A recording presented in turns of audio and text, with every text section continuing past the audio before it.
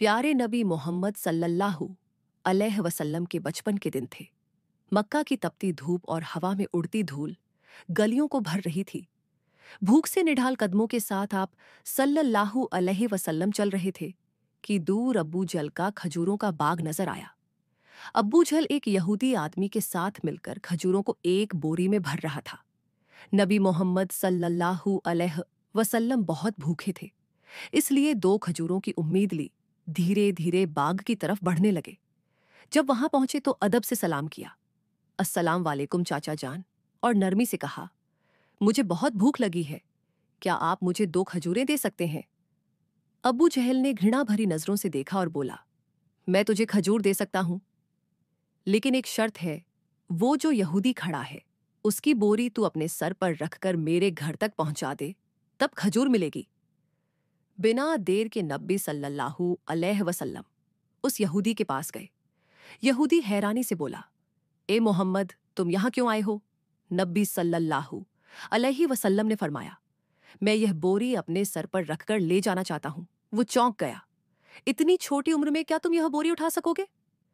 नबी सल्लल्लाहु अलैहि वसल्लम ने मुस्कुराकर फरमाया, हां, यकीनन उठा सकूंगा।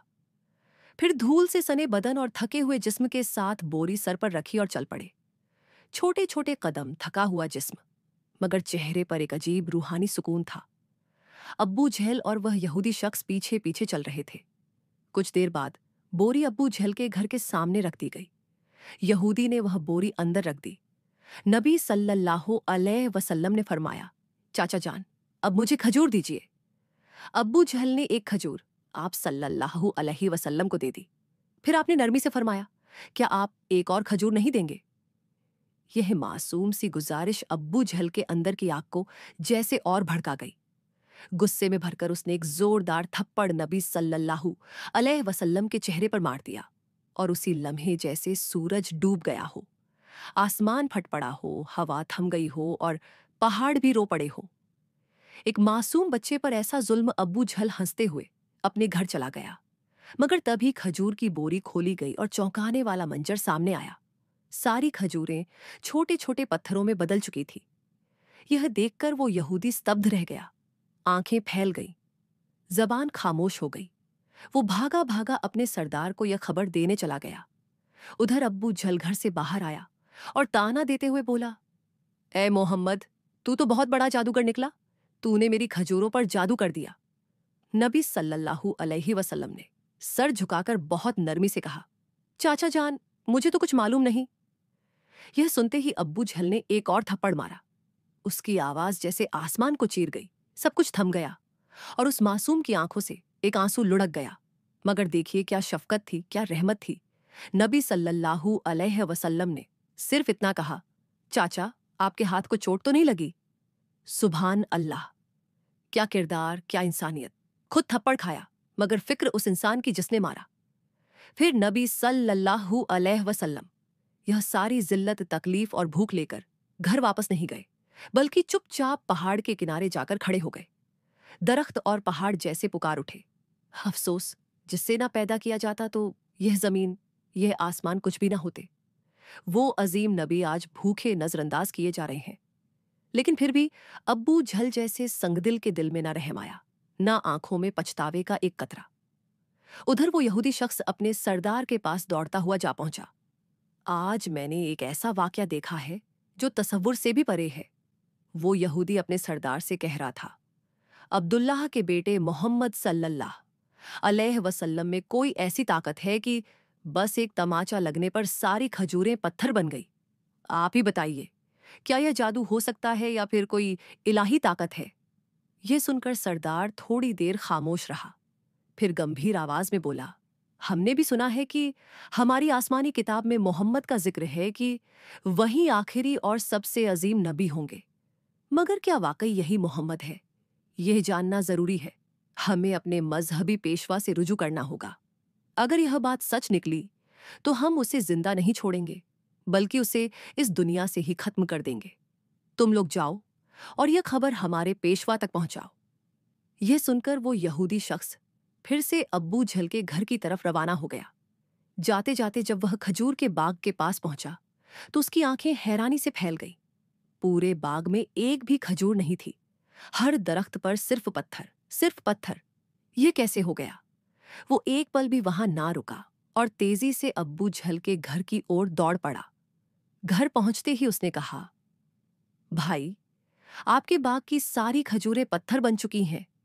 अगर अब इसे ना संभाला गया तो बहुत बड़ा नुकसान हो जाएगा। इसका एक ही हल है, मोहम्मद सल्लल्लाहु अलैहि वसल्लम से माफी मांगो। मगर अब्बू जहल माफी मांगने वालों में से नहीं था। वो जालिम था, चालाक था। उसने नरमी से कहा, ठीक है, चलो मोहम्मद के घर चलकर देखते हैं। फिर वह नबी मोहम्मद सल्लल्लाहु अलैहि वसल्लम के घर की तरफ चल पड़ा। उस वक्त नबी अपने चाचा अब्बू तालिब के साथ रहते थे। जब अब्बू झल घर पहुंचा तो अब्बू तालिब अकेले थे। अब्बू जहल ने आवाज लगाई, ए अब्बू तालिब, कहाँ है तुम्हारा भतीजा मोहम्मद? वो बहुत बड़ा जादूगर है। उसने मेरी सारी खजूरें पत्थर बना दी हैं।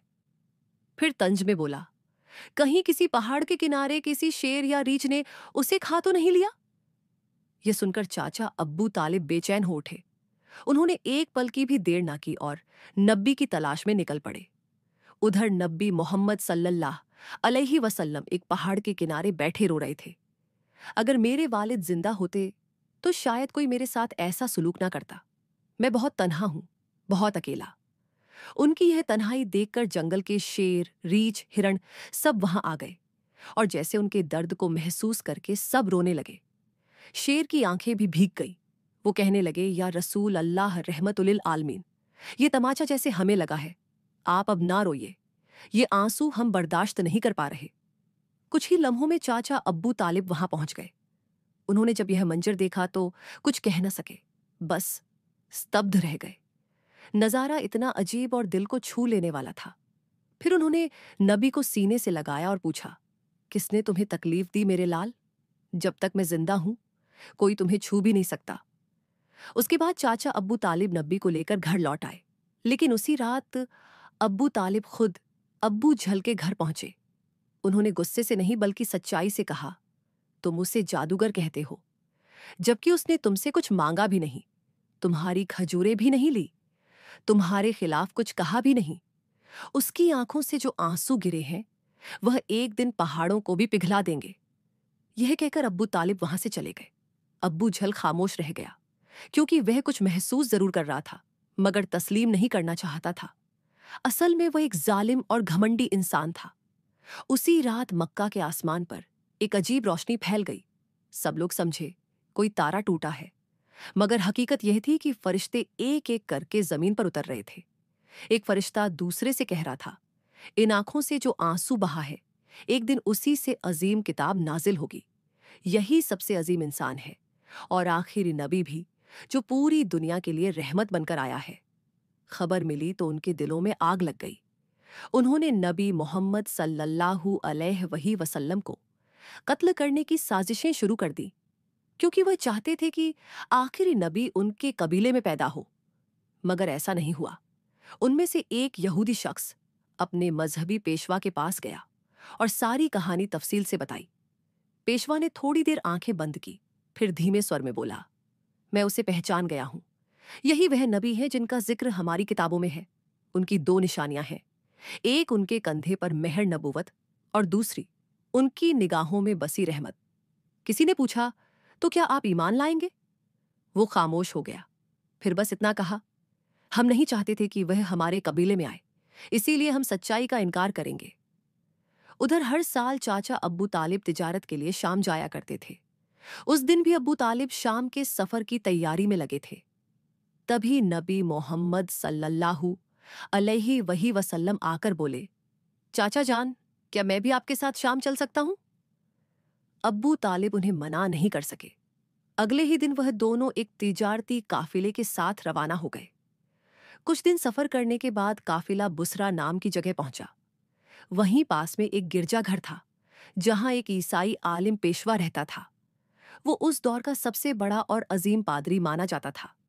जब काफिला वहां से गुजरा तो उस ईसाई आलिम ने एक नौजवान को देखा। वो हैरान रह गया। उस लड़के के सर पर एक बादल का टुकड़ा साया किते चल रहा था। जहां वह चलता, बादल भी साथ चलता। उसे यकीन हो गया कि इस काफिले में ही आखिरी जमाने का नबी मौजूद है। फौरन उसने अपनी किताबें निकाली, पढ़ा, देखा और पक्की तस्दीक कर ली। उसने जल्दी से अपने एक आदमी से कहा, जाओ, इस काफिले के सारे लोगों को यहां बुलाओ, उन्हें दावत पर बुलाओ।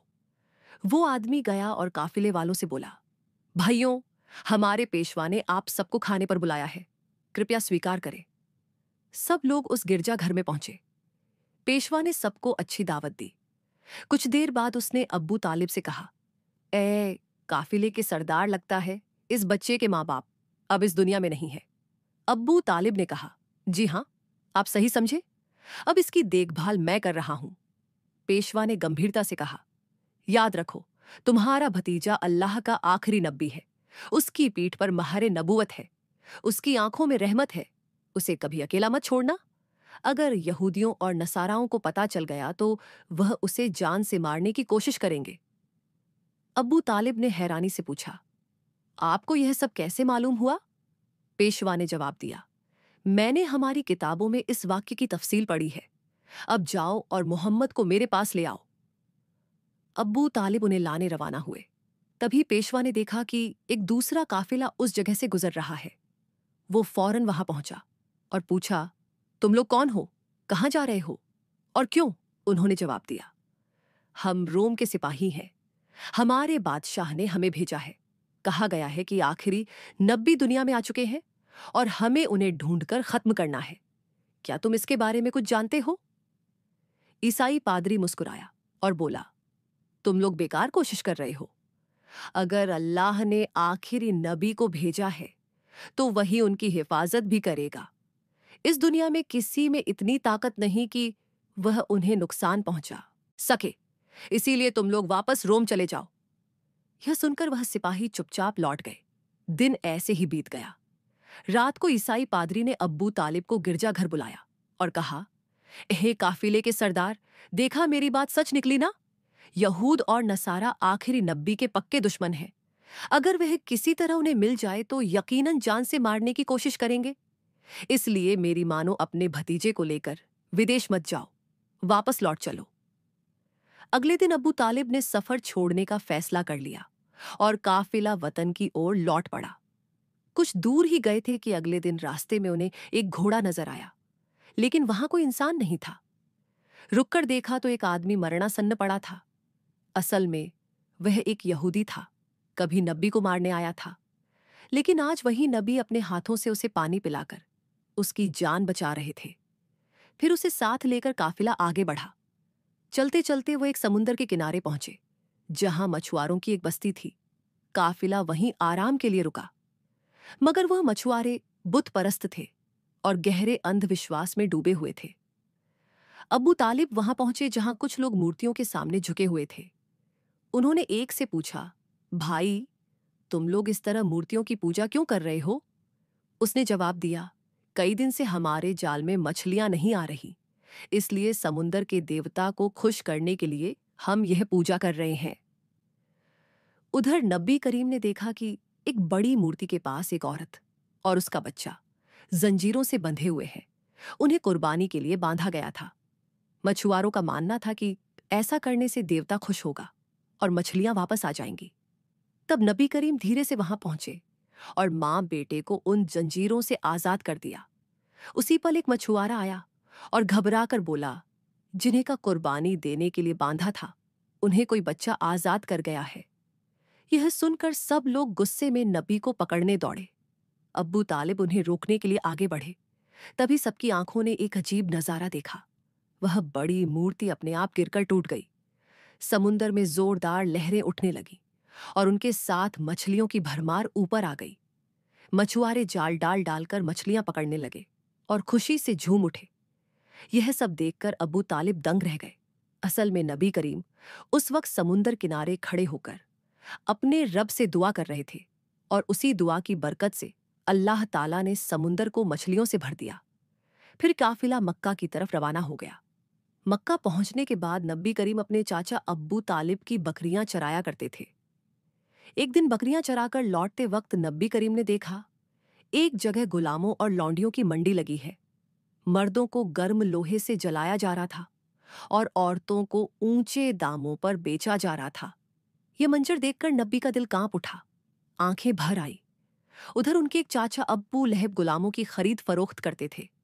वह एक बेगुनाह लौंडी को बहुत महंगे दामों में बेच रहे थे। तभी उसी लौंडी का शौहर दौड़ता हुआ आया और बोला, हुजूर, आप यह जुल्म मत कीजिए, हमें माफ कर दीजिए।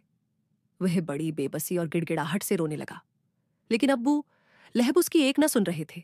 इसी वक्त हमारे रहमत वाले नबी वहां पहुंच गए। आपने अपने चाचा से फरमाया, चाचा, इस औरत को मत बेचिए।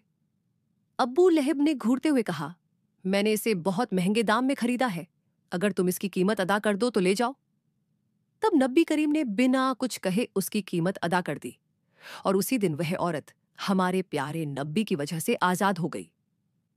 प्यारे दोस्तों, ये सुनकर जरा सोचिए, हमारे नबी मोहम्मद सल्लल्लाहु अलैहि वसल्लम वो हस्ती जो रातों को जाग जाग कर उम्मत के लिए दुआएं करते थे, वो हस्ती जो भूखे रहते मगर दूसरों को खिला देते, वो हस्ती जो पत्थरों से जख्मी हुई मगर बद्दुआ ना दी, वो हस्ती जिसने अपनी जान, अपना आराम, अपना सुकून कुर्बान कर दिया सिर्फ इसलिए कि हम ईमान वाले बन जाए। लेकिन हम आज जरा अपना हाल देखें कि क्या हमने अपने नबी मोहम्मद सल्लल्लाहु अलैहि वसल्लम का हक अदा किया? क्या हमने उनकी सुन्नत को अपनी जिंदगी में अपनाया, या हमने दुनिया की मोहब्बत में उनके अहकाम भुला दिए?